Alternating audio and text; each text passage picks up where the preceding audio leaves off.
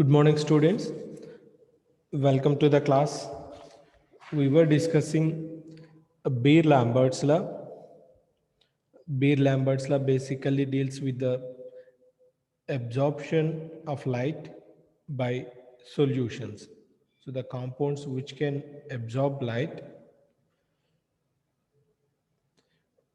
Beer-Lambert's law was independently derived by two scientists, Beer and Lambert. Lambert's law says that if we can make this solution into different parts with equal length, then each part will absorb same amount of energy. If the thickness of the part we can make it into different parts, then each part will absorb same amount of light.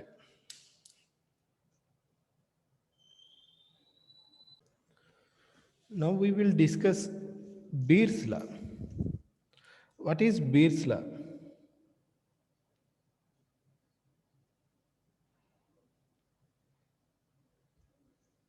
The fraction of intensity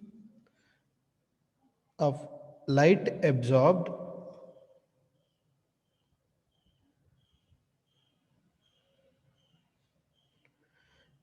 by a solution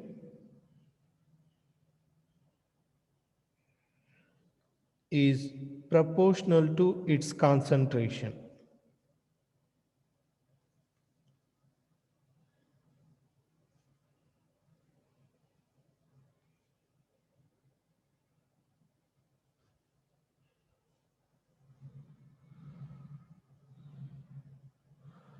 Beer's law states that the fraction of intensity of light absorbed by a solution is proportional to its concentration.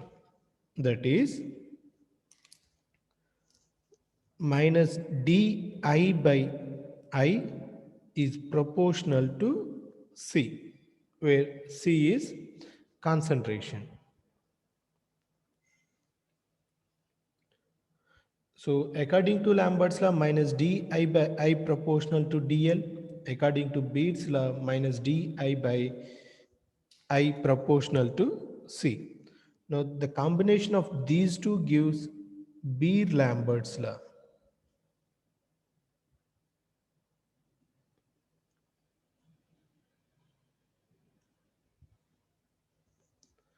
What is Beer-Lambert's law? Beer-Lambert's law gives the relationship between absorbance, concentration,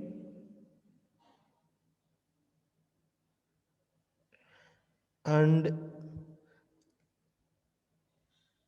length of the light path.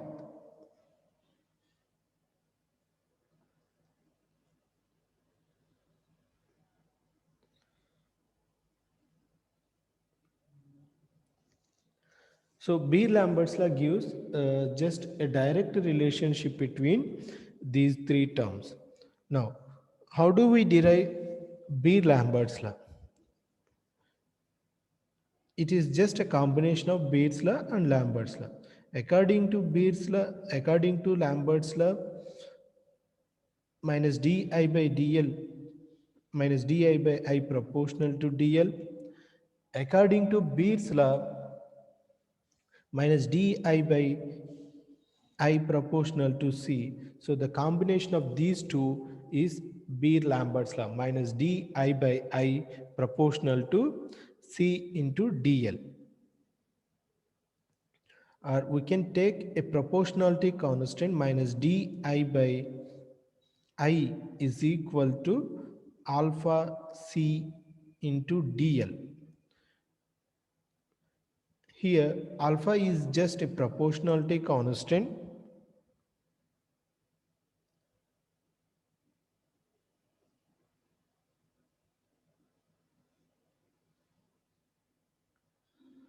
Alpha is just a proportionality constant, but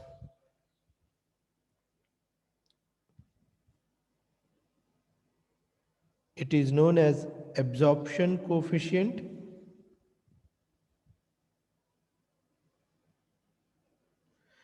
It is known as absorption coefficient, and it is a characteristic of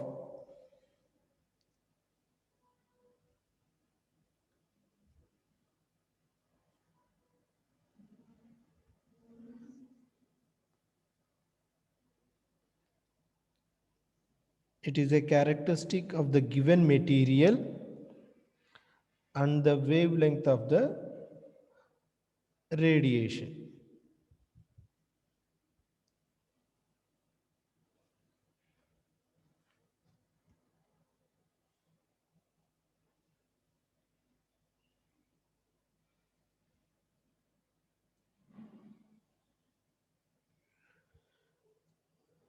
Of course, alpha is a constant, but still it depends on the wavelength of the radiation we are using, and also it depends on the given material. So it is a characteristic of the given material and the wavelength of the light source.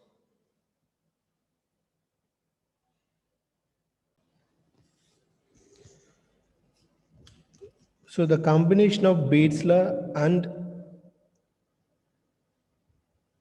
Lambert's law gives minus di by I is equal to alpha C dl. We can integrate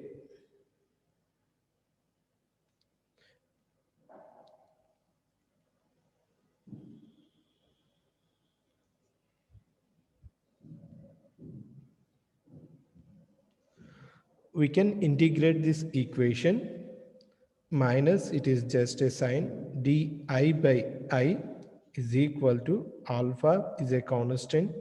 Concentration, of course, it is a constant because we prepare some amount, some concentration. Whenever we prepare a solution, we measure the concentration, right? Now, if you look at the limits, what is the limits for intensity? Initially, we are passing a light of intensity I naught, and finally we are getting a light of intensity IT. What are the limits for path length? Path length, nothing but it is the length of the cell. It is the length of the cell. So when we pass light, light will pass through the compound or through the solution from here to here. So it is from 0 to L. 0 to L. So these are the limits for length. Now, what is the integration for 1 by I, 1 by x dx? Integration for 1 by x is ln x, log x. Here we say ln d ln I between the limits I naught to it alpha c. What are the limits for x dx? 1 into dx, it is x between the limits 0 to L, or minus ln it minus ln I naught. ln A minus ln B, log A minus log B formula. Log A minus log B formula.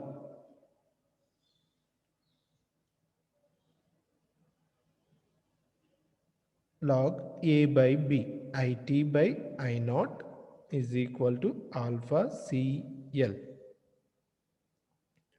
We can convert this ln into logarithm by multiplying it with 2.303. 2.303 logarithm of I by I naught. Some textbooks, they'll write only I naught. IT, they'll take it as I, alpha CL. It is always smaller. Or logarithm of IT by I naught is equal to minus alpha by 2.303 CL. Alpha by 2.303, alpha is a constant, 2.303 is also a constant. So a constant by constant will result in another constant. which is represented as epsilon, epsilon CL.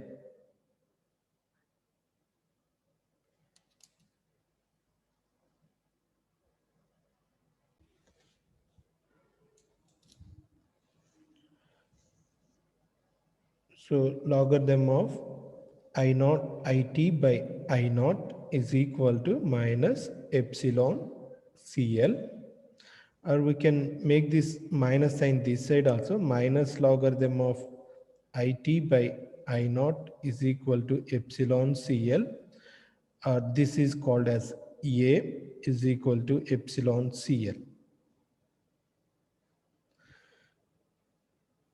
Here A is absorbance,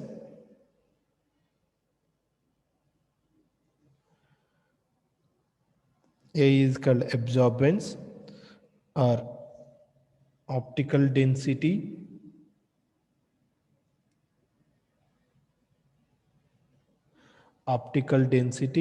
or it is also, we can also write it in terms of I naught by IT. So what is absorbance? Absorbance is the logarithm of ratio of intensity of light, incident light by intensity of the transmitted light. We can also define epsilon here. Epsilon is nothing but alpha by 2.303. Epsilon is called as molar absorption coefficient.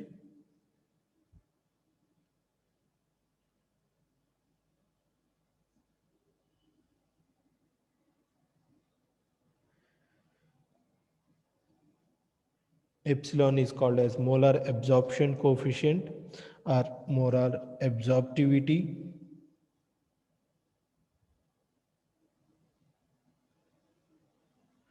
Molar absorptivity, or it is also called as molar extinction coefficient.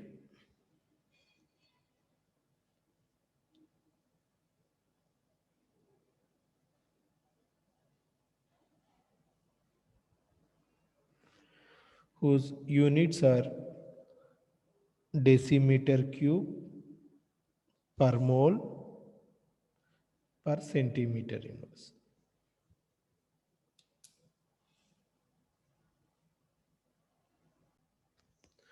How do we get these units?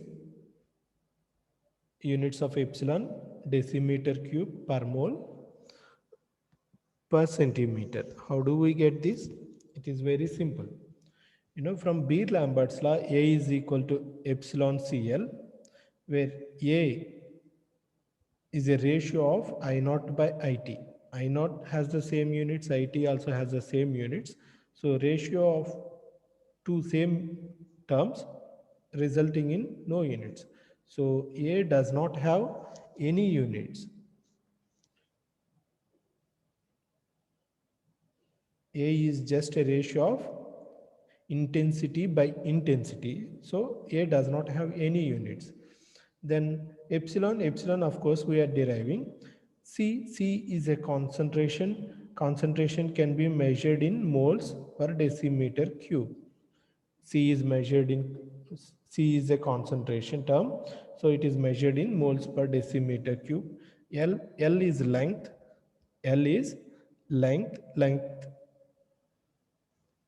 centimeters or meters. So when we substitute these units in A is equal to epsilon CL, so just if you want epsilon, make C into L this side. So A by C into L, A does not have any units, divided by mole per decimeter cube into centimeter. So when we make it numerator, it becomes decimeter cube per mole per centimeter. So this is how we can derive the units for epsilon. Again, epsilon is a constant. Epsilon is a constant, and it is also a characteristic of the material like alpha. So how we define alpha? It is the same way for epsilon also. Epsilon depends on the material. At the same time, epsilon value depends on the wavelength of the light we use. Okay, so epsilon is a constant, but it depends on the material as well as the wavelength of the light.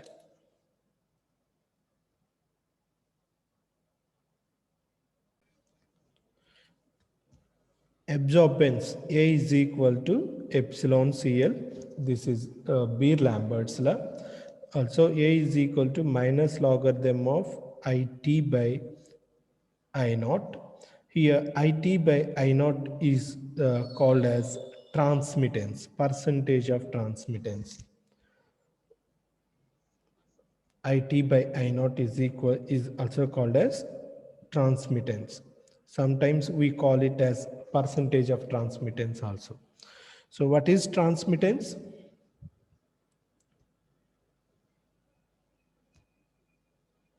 Transmittance T is equal to IT by I naught. It is the ratio of intensity of transmitted light to the intensity of absorbed light.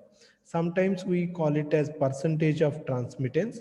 When we say percentage of transmittance, we convert this ratio into percentage. How do we convert a number into percentage? Just by multiplying with 100. Okay, right. So therefore, A is equal to minus logarithm of T. This is the relation between absorbance and transmittance. T is equal to, when we make it this side, it is minus A. Logarithm means 10 power minus A, 10 power minus epsilon Cl. So this is the relation between absorbance and transmittance. Now we will look at the limitations of Beer-Lambert's law. Limitations of Beer-Lambert's law are very, very important. The Beer-Lambert's law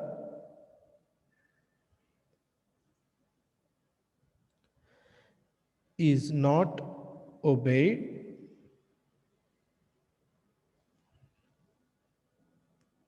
if the radiation used is not monochromatic.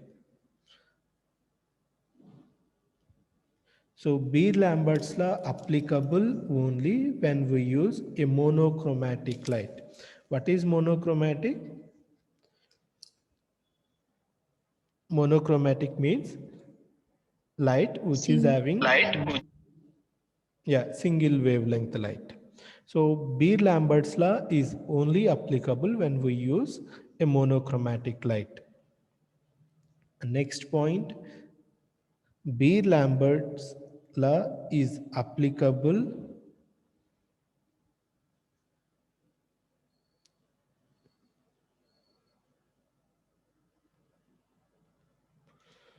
for dilute solutions only.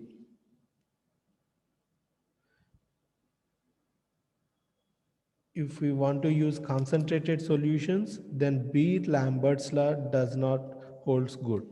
So Beer-Lambert's law applicable to only dilute solutions.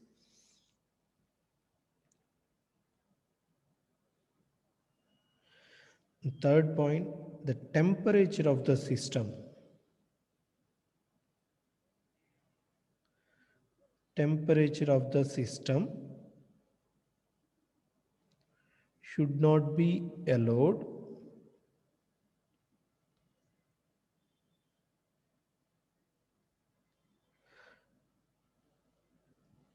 to vary to a large extent. Generally, we perform Beer-Lambert's law at room temperature, and we don't study the effect of changes in temperature. So Beer-Lambert's law will only work at a particular temperature. If we want to vary the temperature, then Beer-Lambert's law does not hold good. So these are the three most important limitations to Beer-Lambert's law. First one is monochromatic light. We must use only monochromatic light source. If we use other than monochromatic, it will not work. Then Beer-Lambert's law is only applicable to dilute solutions, very dilute solutions. If we want to use concentrated solutions, then it will not hold good. And third important point, temperature. So we always perform the Beer-Lambert's law experiment at room temperature, generally either at 25 degrees centigrade or 27 degrees centigrade, mostly at 27 degrees centigrade.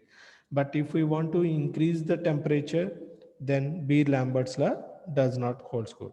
So these are the three limitations to Beer-Lambert's law.